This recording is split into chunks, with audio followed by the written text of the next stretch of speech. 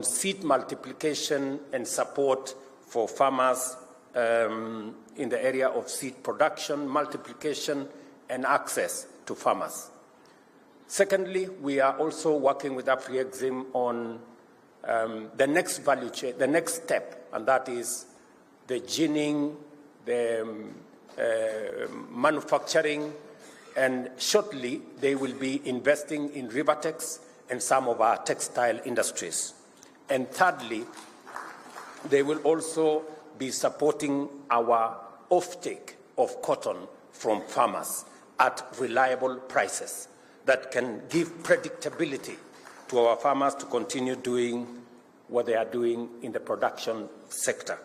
So I will not allow you, Professor, to get into your plane until we sign off these things. These are some of the items that we have in consultation, because this spirit of innovation aligns seamlessly with the aspirations of the Africa Continental Free Trade Area, creating a dynamic network of ambitious, future-ready institutions and governments. Such collaboration will drive transformative engagements at the grassroots level, enabling Africa to achieve an unparalleled position in the global value chains and make substantial contribution to their bottom-up transformation. By promoting peer-to-peer learning, this forum of Afri-cities strengthens cooperation among sub-sovereign governments and devolution, a tremendous innovation established under our 2010 Constitution, has evolved into an exemplary success story that Kenyans are very proud of, as it has brought services closer to the people, empowered grassroots participation in governance, and safeguarded minority rights and enhanced equity in resource mobilization and allocation. And I want to agree with the CS Treasury that we have made as a government a conscious decision that we will go out of our way to support devolution and to make sure that there is timeless release of resources to the counties. Although there has not been any framework, we decided that we will get an advisory from the Attorney General to allow us to support counties, even as the other formalities and constitutional imperatives are being met. I have also agreed with the leadership of Parliament that Parliament will not go into recess unless they conclude both DORA and CARA.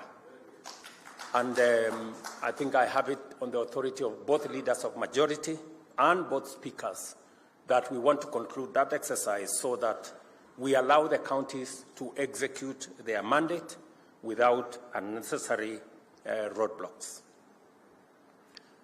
AfriExim as a Pan-African multilateral institution was envisioned by African leaders as a bold and innovative mechanism to address Africa's unique financing needs.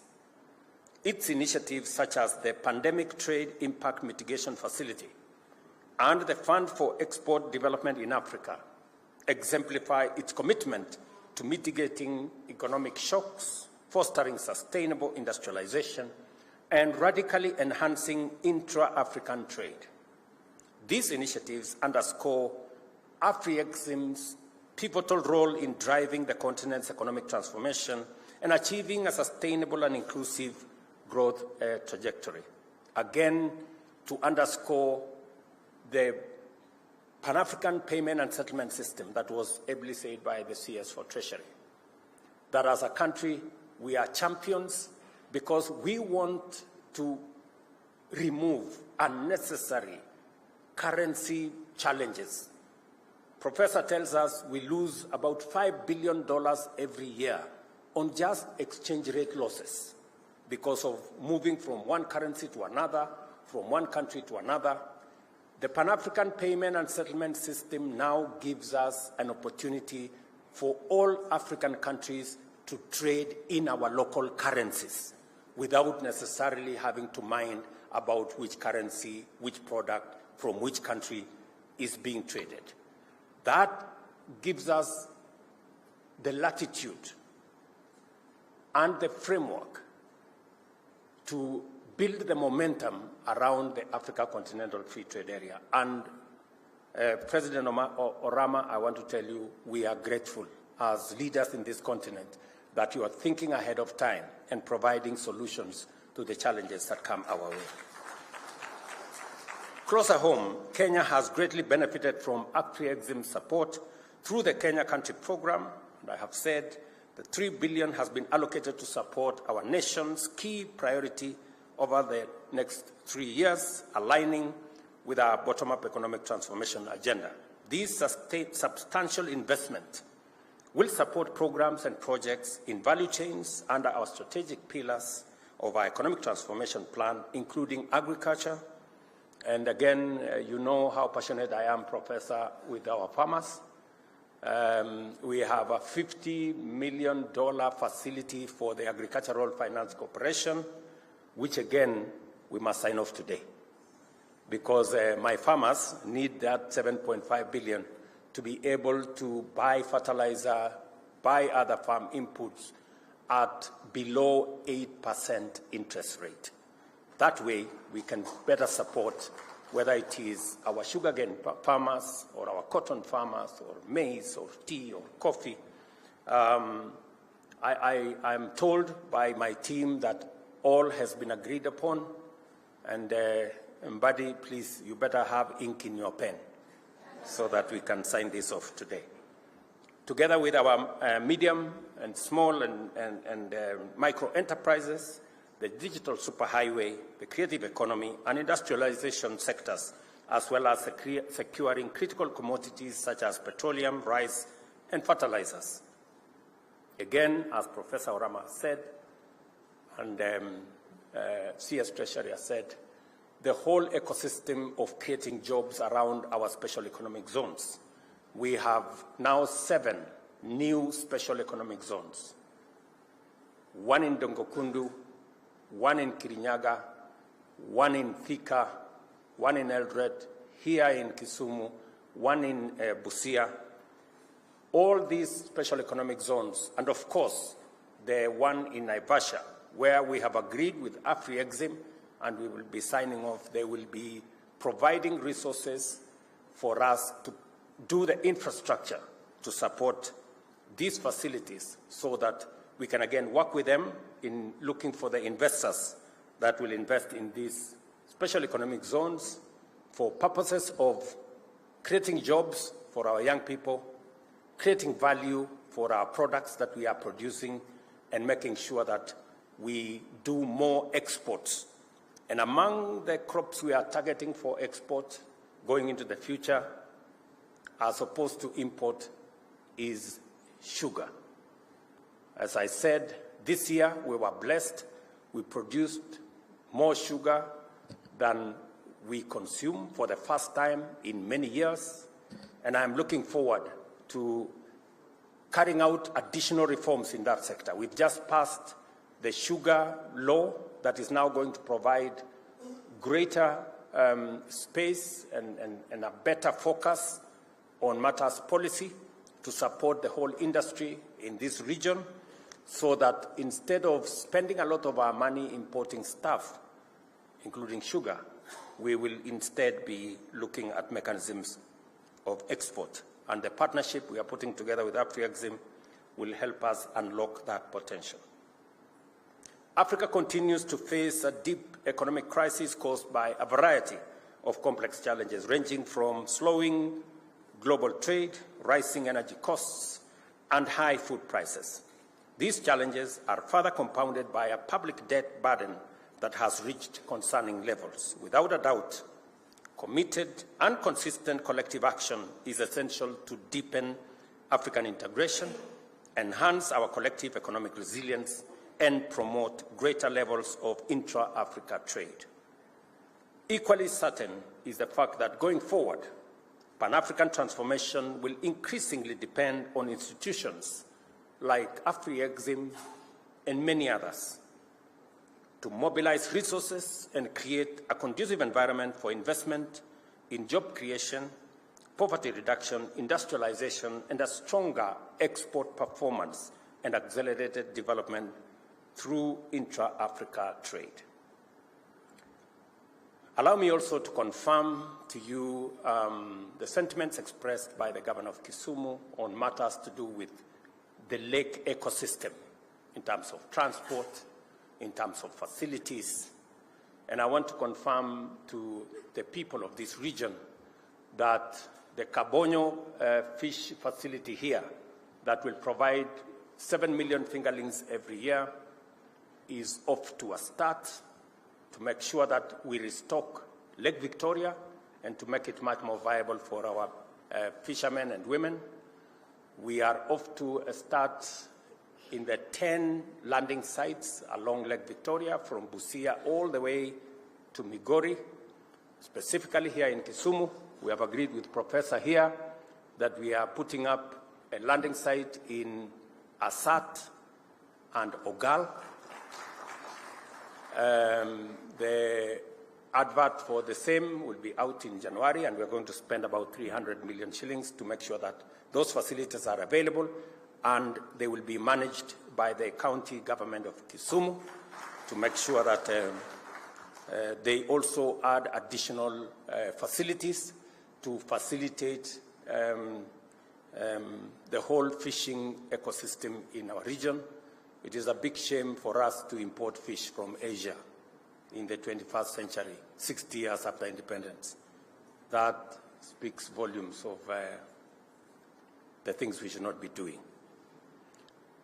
Secondly, I want to confirm to you again, Professor, as you have talked about the fishing boats and the entire fishing ecosystem with support in training and in making sure that the lake ecosystem has the necessary infrastructure. Again, I am looking forward to your partnership with my ministry responsible for maritime affairs and fisheries.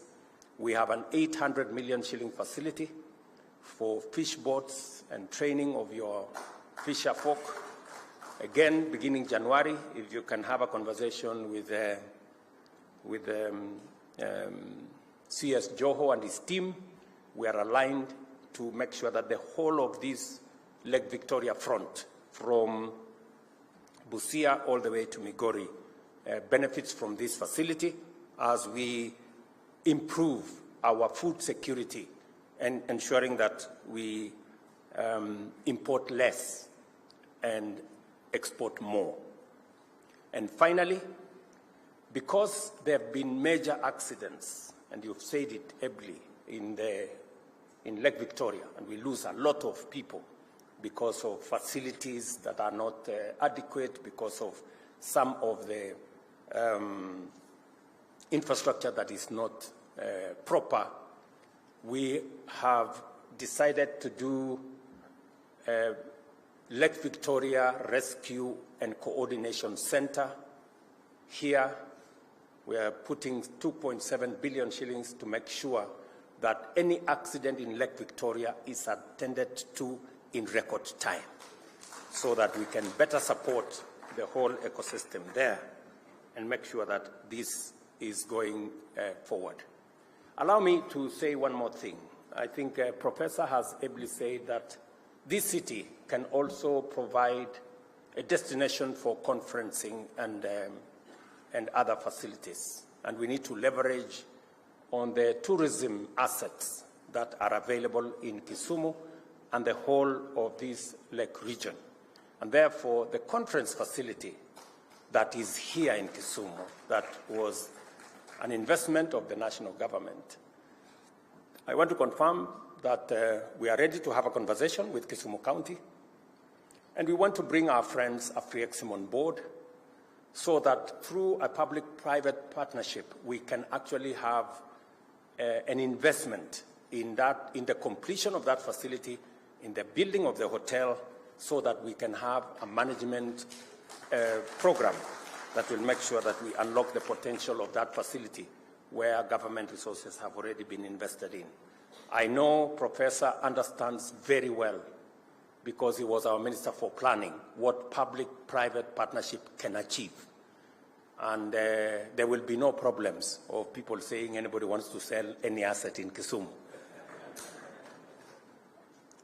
So I look forward, Professor, to having that engagement so that we can bring in the private sector to work with us to unlock the potential in some of these infrastructure facilities as we go into the future. Ladies and gentlemen, I want to, in a very special way, thank Professor Orama and team, people from Shelter Afrique and team, and my good brother, the Secretary General, for what they are doing. As I confirmed to you, the Ministry of Devolution, which is handled at the office of my Deputy President, and the PS is here. We're going to unlock the issues that you have raised about the Secretariat in Nairobi. And I also want to confirm to you Kenya's leadership on matters to do with urban poor is on course. Right here in Kisumu, we are doing affordable housing. We have the first 2,500 units under construction. We have another 10,000 units under procurement in Kisumu County and 50,000 units along the 5 counties in this region. We have a big program on making sure that because the future is urban, we must prepare for it. And we must provide the infrastructure so that our urban areas do not become slums or places of poverty, but becomes active ecosystems of young people to get jobs and for us to move into the future. So our leadership on that front is on course. And when I am called upon to make a report under BICRAP, I will have a good report. You don't have to worry. Thank you very much, ladies and gentlemen, for attending this conference. I wish you fruitful deliberations and encourage you to take some time out of your busy schedules to enjoy the delightful attractions of our Lake City. The 4th Sub-Sovereign Network Conference is now opened. Thank you very much. God bless you, and God bless our country, Kenya. Asanteni sana. Thank you very much, Your Excellency. If I may request Your Excellency for a quick photo, if you remain on stage kindly. And let me invite the Governor Kisumu County, CS Treasury. Let's take our seats, please. The rest of us kindly, let's take our seats. Governor Kisumu, CS Treasury, Professor Orama, SG Jean-Pierre, EVP, Mrs. Kanayo, and Shelter Afrique CEO, if you can join His Excellency on stage. The second photo we are going to take will include all the governors present, including governors from other countries, so we can get ourselves ready. But this is the first photo as we immortalize this day.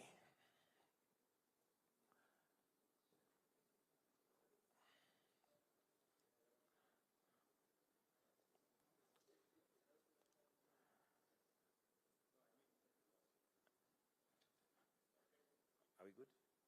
All right, if I may request, we step down and I call all the governors present, both from Kenya and from other countries, to kindly just come and take the back, to stand at the back of the first queue, so that we will be able to handle those numbers. All governors present, both from Kenya and from other countries, including the PSs present. PSs, if we can kindly join as well.